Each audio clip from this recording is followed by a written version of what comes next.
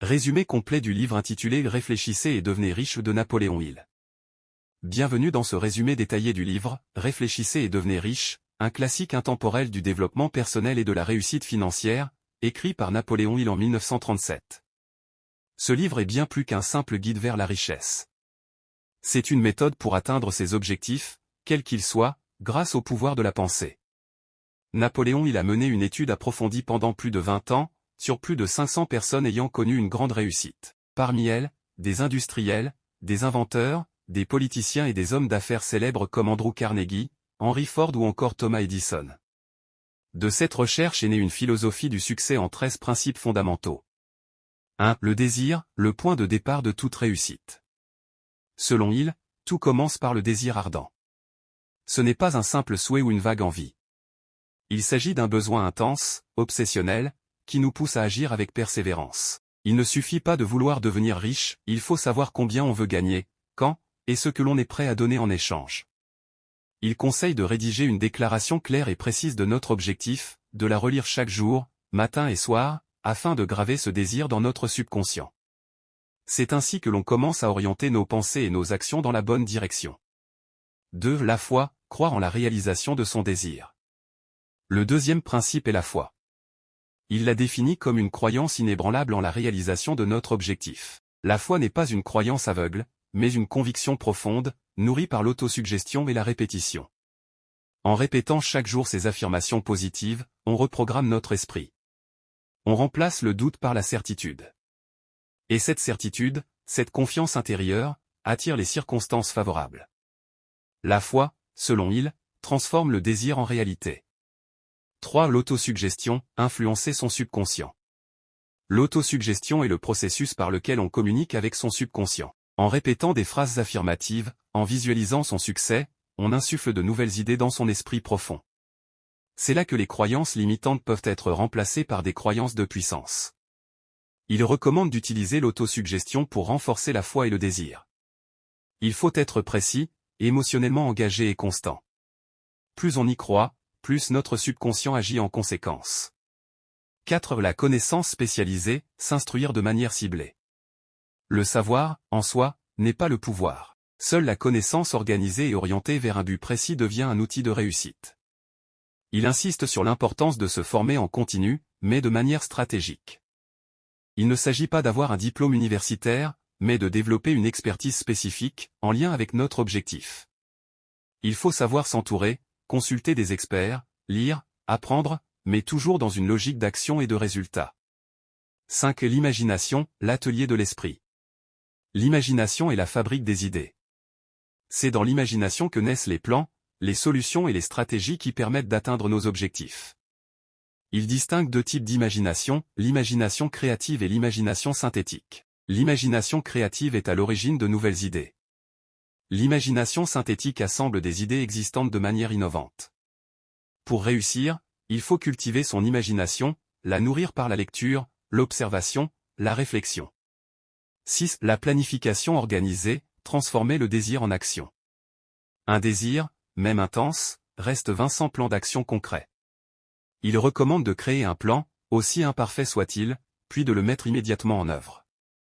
Et si ce plan échoue, il faut le modifier, sans abandonner l'objectif. Il insiste également sur le travail d'équipe, il faut s'entourer d'un groupe de soutien, appelé le cerveau collectif, composé de personnes compétentes, motivées et en harmonie avec notre vision. Ensemble, on va plus loin. 7. La décision, vaincre la procrastination. Le manque de décision est l'un des principaux obstacles au succès. Les personnes qui réussissent prennent des décisions rapidement, et les changent rarement. Celles qui échouent hésitent longtemps, et changent souvent d'avis. Il appelle à la fermeté. Il faut apprendre à décider, même avec des informations incomplètes, et à assumer ses choix. L'indécision mène à la stagnation. La décision ouvre la voie de l'action. 8. La persévérance, ne jamais abandonner. La persévérance est le test ultime du désir. Beaucoup abandonnent à la première difficulté. Les gagnants, eux, persévèrent, malgré les échecs, les critiques ou les obstacles. Il affirme que la persévérance peut être développée comme un muscle. Il recommande de s'entraîner chaque jour, d'entretenir la motivation, de relire ses objectifs, de s'entourer de personnes positives. La réussite appartient à ceux qui tiennent bon, plus longtemps que les autres. 9. Le pouvoir du cerveau collectif. Aucun grand succès n'est le fruit d'un effort solitaire. Il met en avant la force du cerveau collectif, un groupe de personnes unies autour d'un même but. Ensemble, leurs esprits créent une synergie plus puissante que la somme de leurs capacités individuelles. Il faut donc bien choisir ses partenaires, ses conseillers, ses alliés. Les relations humaines de qualité sont une ressource inestimable. 10. Le mystère de la transmutation sexuelle. Ce principe peut surprendre, mais il est essentiel selon il. Il affirme que l'énergie sexuelle est l'une des forces les plus puissantes de l'être humain.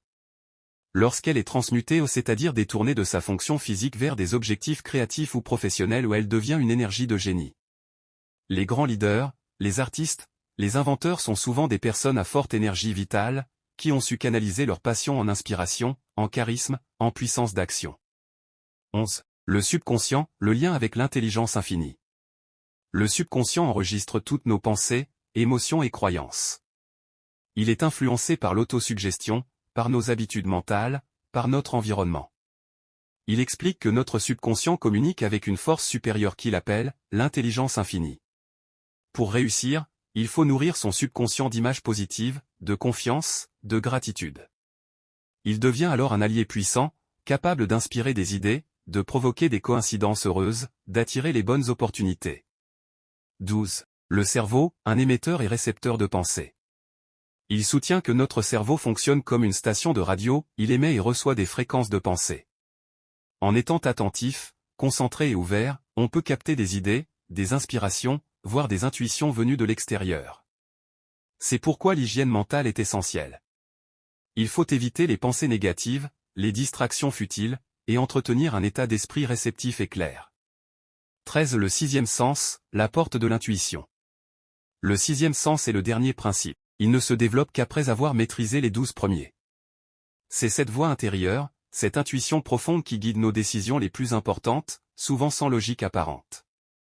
Il le considère comme une sorte de sagesse supérieure, de lien avec l'univers. Apprendre à écouter cette voix, à lui faire confiance, peut faire toute la différence. Les ennemis du succès, les 6 peurs fondamentales. Dans les derniers chapitres, Napoléon identifie 6 peurs principales qui sabotent nos efforts, la peur de la pauvreté, de la critique, de la maladie, de la perte d'un être cher, de la vieillesse, et de la mort. Ces peurs paralysent l'esprit, empêchent l'action et attirent le malheur. Il recommande de les combattre par la prise de conscience, la foi, l'action, et la pensée positive. Il faut apprendre à maîtriser ses émotions, à orienter sa pensée, et à bâtir une mentalité de réussite. Conclusion, la richesse commence dans l'esprit. Réfléchissez et devenez riche, n'est pas un livre sur l'argent, mais sur le pouvoir de la pensée. Il ne s'agit pas uniquement d'accumuler des biens matériels, mais de se transformer intérieurement pour attirer l'abondance sous toutes ses formes, financières, relationnelles, spirituelles. La clé de tout succès est dans l'esprit. Ce que nous pensons, nous le devenons. Ce que nous croyons, nous l'attirons. Et ce que nous ressentons profondément, nous le réalisons. En résumé, tout commence par un désir intense, transformé en foi, en plan, puis en action persistante. Le subconscient est un allié puissant, mais il faut l'éduquer avec attention.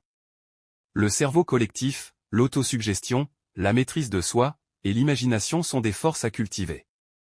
La peur est l'ennemi, la foi est l'arme, et l'intuition est le guide. Si vous appliquez ces principes avec rigueur et constance, vous pouvez non seulement devenir riche, mais aussi maître de votre vie.